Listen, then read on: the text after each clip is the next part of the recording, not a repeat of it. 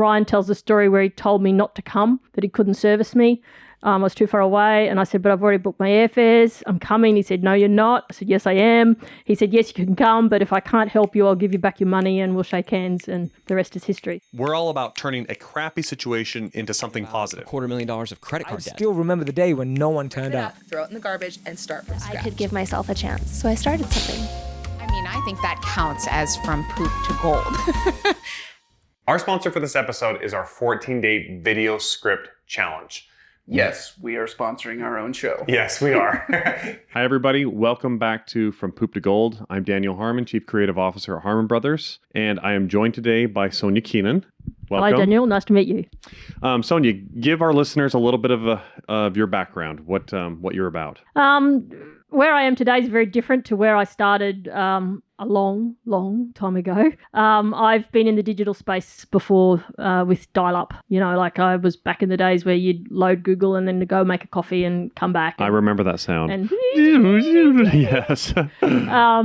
And I was in the publishing industry at that stage, newspapers, and I could just see what this thing was going to do to create connections. And I was in charge of circulation and readership and distribution for a whole group of newspapers. So my job was to sell more newspapers. And so I had learnt, and they were nearly all local regional papers. So I had learnt the power of community and connection back then, and it had become a passion. So for me, it was about how did I start to apply that? So throughout a whole lot of corporate roles, started doing that, and then in 2011 made the I was pushed into my own business. There was sort of the tail end of the GFC, a whole lot of redundancies being offered, and I had vowed and declared if anybody ever offered me one, I was going to take it because I'd never had one. And so I did, and thankfully was financially secure enough that I had the freedom to start my own business in sort of a consulting space within sales and marketing, and starting in digital. And then from there it's just catapulted to have a publishing company that I have a business partner involved in Australia. And then from there,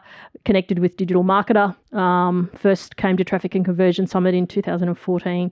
And Ryan Dice gave me what I call my church. Wow. I had never heard of them. I was just here for another event and was trying to make the event, the trip worthwhile. Yeah. Saw that TNC was on. I thought, I'll just rock along. I'll just hit up another one, huh? I thought it'd be like 200 people, and I walked in, it was like 1,800 as opposed to today where it's like 6,000. Right. And I heard Ryan's opening keynote, and I was just like, wow, this guy has given me a vernacular for what we've just been doing, like instinctively. Yeah. They launched their certified partner program. I joined it, became a certified partner for Infusionsoft at the same conference. Ended up on a world trip doing my training, ended up in Austin. Ryan tells the story where he told me not to come, that he couldn't service me. I was too far away, and I said, but I've already booked my airfares. I'm coming. He said, no, you're not. I said, yes, I am. He said, yes, you can come, but if I can't help you, I'll give you back your money and we'll shake hands, and the rest is history. Since then, I've worked with them to grow the community in Australia, and I'm passionate about just creating learning and community for small business owners, and that's why I've connected in with their passion because of their goal of sort of doubling the size of 10,000 small businesses. It just resonated with me, and I want small business to be successful. If you're a really good dentist, you don't necessarily have to be a great digital marketer, but you need to understand how digital marketing can help you grow your business. Yeah. And I think that's the message that Digital Marketer offers, and why I've aligned myself really quite strongly with them, to the point now that we have an event in Australia each year on the Gold Coast called Digital Marketers Down Under, DMDU. And this year we'll probably go close to 1,000 people at that event. We'll probably have about 20 or so speakers, breakout sessions, and it's about building community to help small businesses demystify marketing, and so that when they talk about growing their businesses, they don't get that look of sort of fear and pain and anxiety on their face. They actually go, yeah, I can do this. I can provide for my family and have a better life and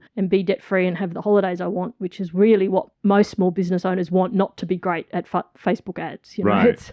It's that. So yeah. And specifically, you're trying to do it in your neck of the woods, which for our audience, Australia. And New Zealand, yes. Okay. Yeah. In New Zealand as well? Yeah, because it's a long way to come. As most Americans will say to me, I could never go to Australia, it's too far.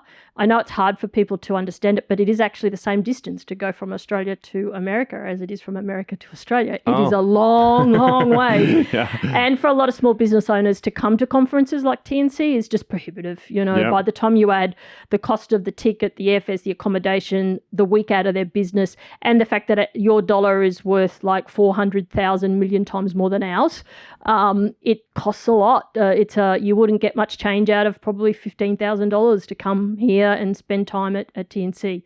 So if I can bring or create a place that brings and attracts those sorts of speakers to our place for even just a few days, and small business owners can talk to people and meet them and talk to them face to face and feel like they're part of a supported community, well, then that's my mission, and that's what we're doing.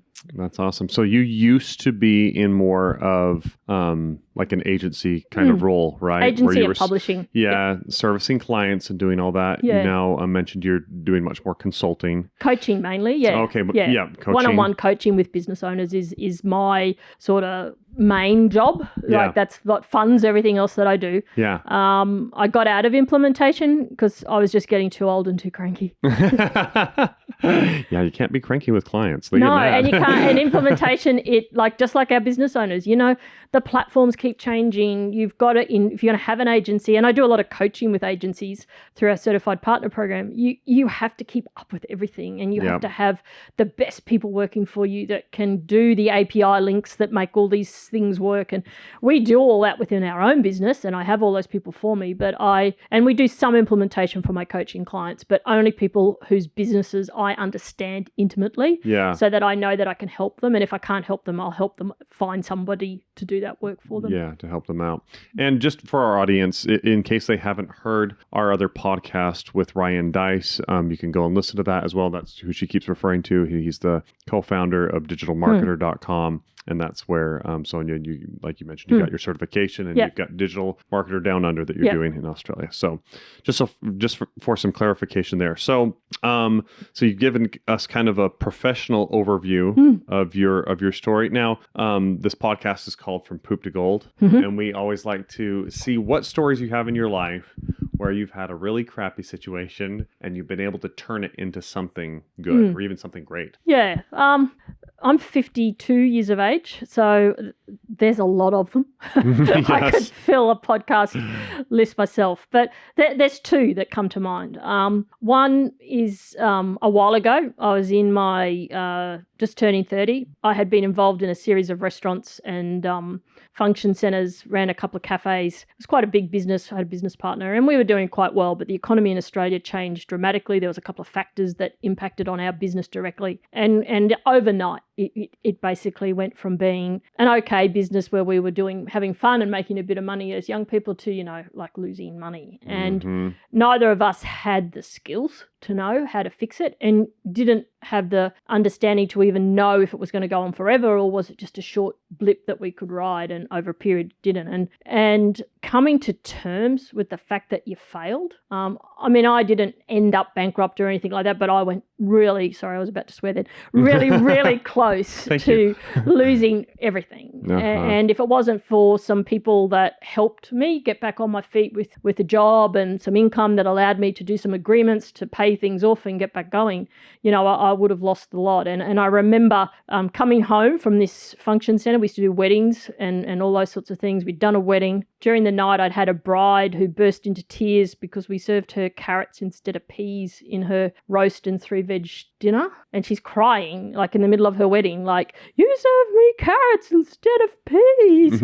And we just had seasonal vegetables. So, like I'm standing there knowing that I'm making no money at this event. If anything, I'm probably losing money. But because weddings were booked so far in advance, we had to show up. So I'm there doing this and she's crying over peas and carrots. And I go home and I was sitting in the dark in my apartment, in my house, and it was pitch black. It was like 2:00 in the morning, and I was sitting on the couch thinking, what on earth am I doing? And in my mind, I still see that night, and I stand on the edge of an abyss, like I'm sitting there, and there is one massive big hole, and it's like, and you're going to step into that abyss and like really like serious stuff. And something in me, and I physically did this. I physically stepped back and it changed my life because it was like, shit, you failed. But what have you learned? And nobody's died and you didn't do it on purpose and you'll pay the people back. And so that moment, the beauty of when you fail really badly And if you can take it and step back from it and say, well, okay, if that's the worst it's going to get, I'll be okay. And that gave me the strength to go on and realize that, you fail at stuff all the time. Fast forward to 2011, that redundancy I was talking to about earlier, that in the end I accepted it because it was something in my mind. But when it was first put to me that I was being made redundant, I was going from a really senior position in the company, I was on a fast track to do something else and and then within a couple of weeks the whole landscape changed and basically being told, we don't think you're the right fit for the company anymore, so we think you should take this redundancy. I'm like, I'm not good enough. Really? I've worked my ass off. I've done everything that you said. I've delivered on everything. I've overachieved on most things, but you're not good enough. Thankfully, as I said, it came with a nice big fat check. And I had some really great advice where some people said to me, you have this vast experience. I started life as a professional photographer. I ended up in marketing. I have a, undergraduate in accounting and marketing. I have a postgraduate in marketing and HR. I've, worked for big companies, little companies, had my own companies. This man who was my mentor at the time, he said, Sonya, you have so many skill sets, you're never going to find one job that satisfies you. You need to do this yourself. And I went, I came from a father who was self-employed all his life.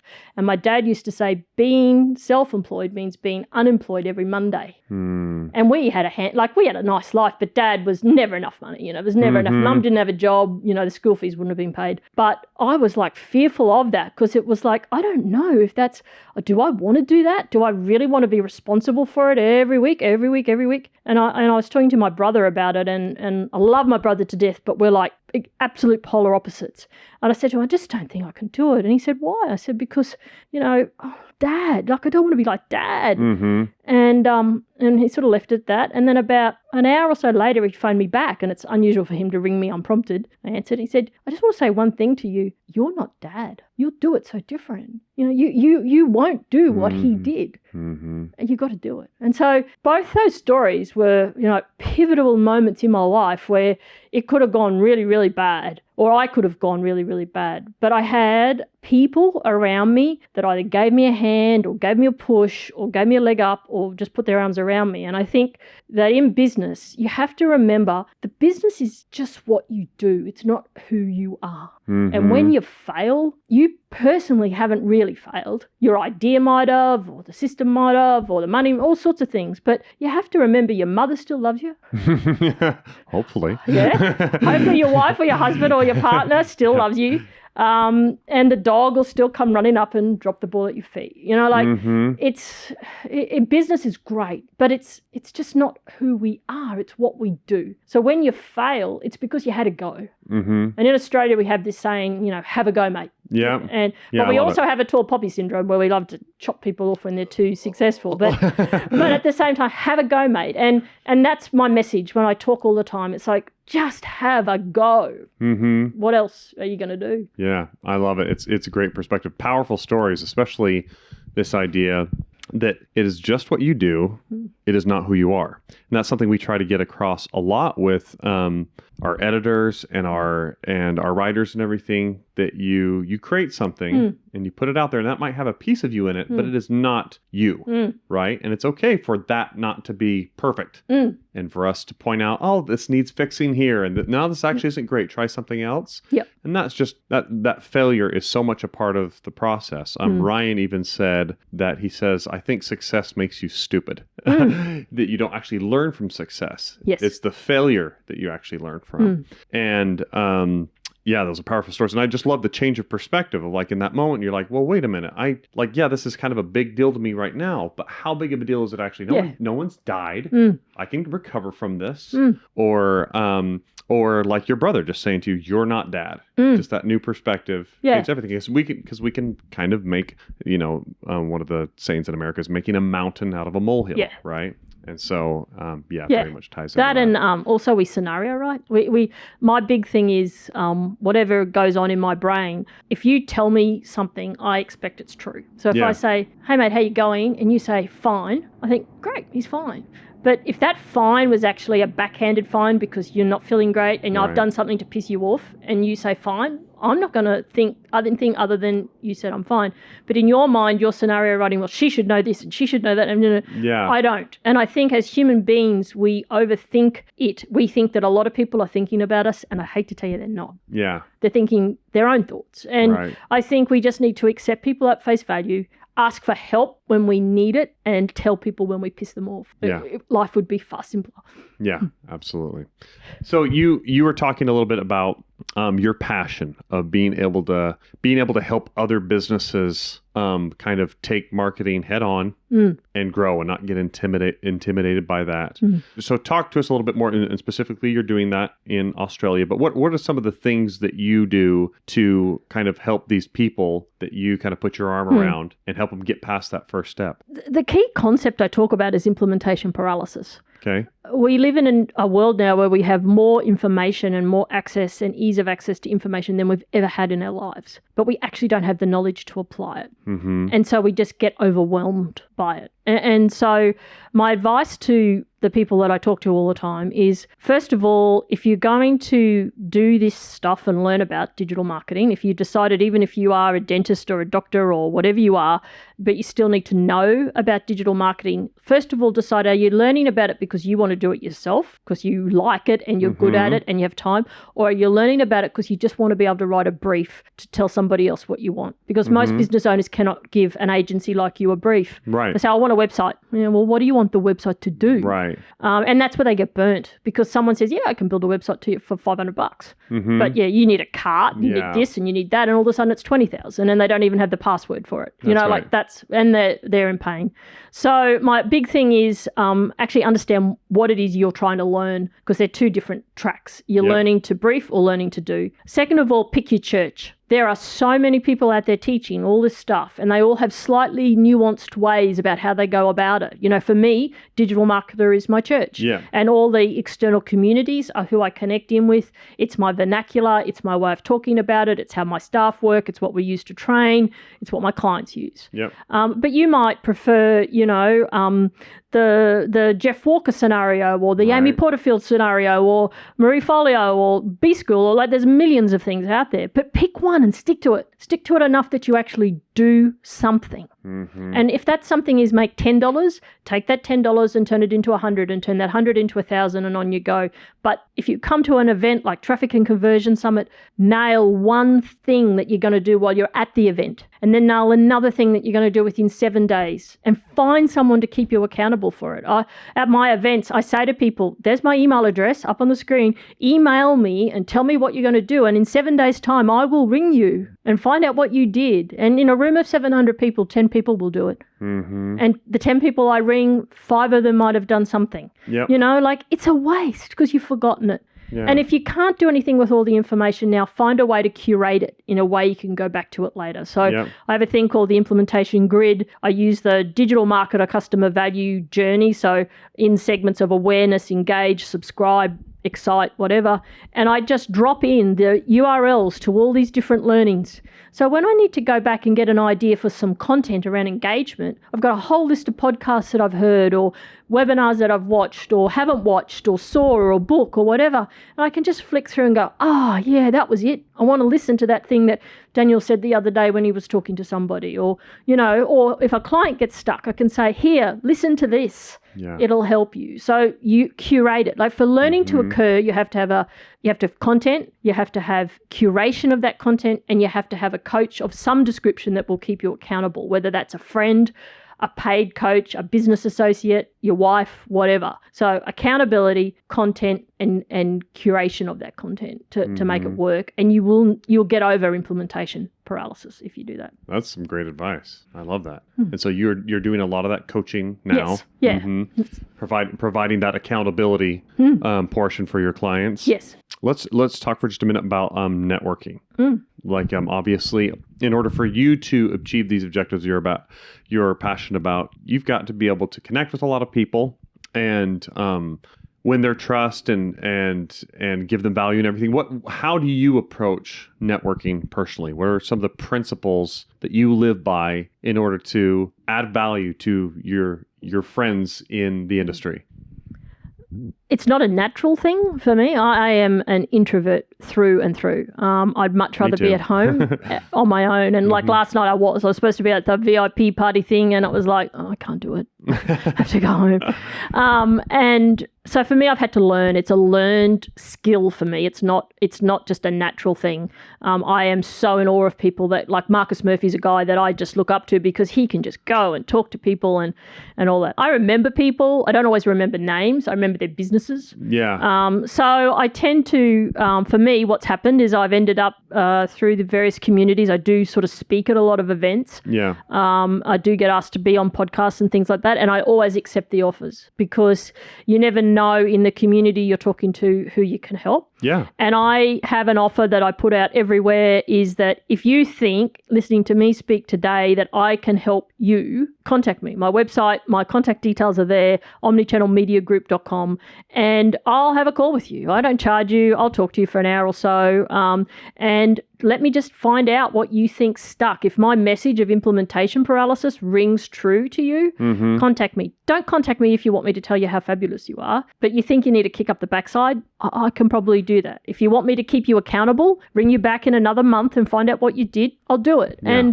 And so out of that, what's happened at these events is people feel very comfortable in coming up and just introducing themselves and talking to me, because I'm not really good at going up and introducing myself to them because I get all thinky, go, why would they want to talk to me? The hardest conversation I ever had in my life was at that first traffic and conversion summit, and was summing up the guts when I got the opportunity to talk to Ryan. And I spoke to Richard first, and also Molly. Molly was Molly's first TNC, and she was an intern dressed, with still like the jeans and the lot. And I went up to her, she was on the booth, and she'd just spoken, and I said, I just heard you speak, and I actually think what you spoke about was just incredible, and hats off to you. You're doing so well. I'm sure she thought, that's some creepy woman.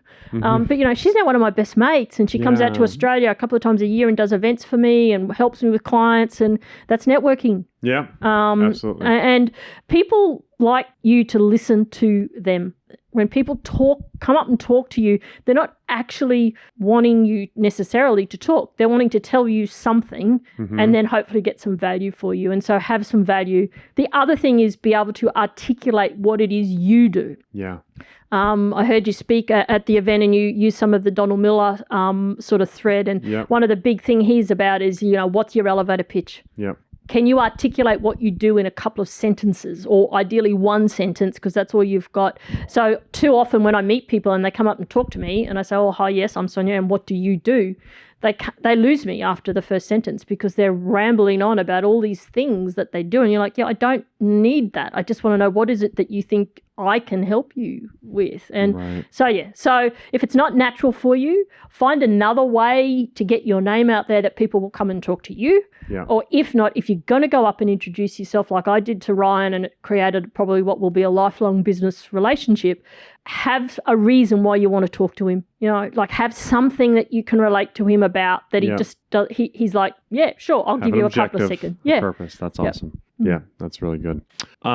Where should our audience go to find you? You mentioned it earlier, but I'm going to give you another chance. The easiest way to find me is omnichannelmediagroup.com, OMNICHANNEL, mediagroup.com. And on there's a contact us form. Fill it in. It comes straight to me. Give me a little bit of a blurb as to what you want to talk to me about, and I'll contact you. It's me.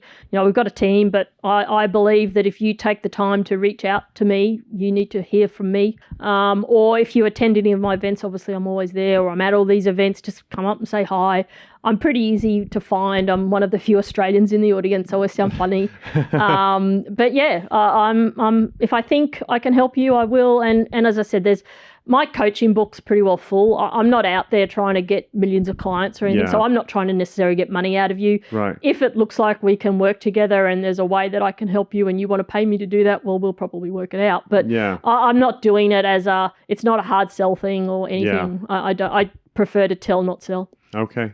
Thank you for coming on, Sonya. And thank you guys for listening. Remember to subscribe, like, comment, share, all that good stuff. And we'll see you on the next one. As entrepreneurs and small businesses, we all kind of reach that point where we know we've created something awesome and we want to share it with the world, right?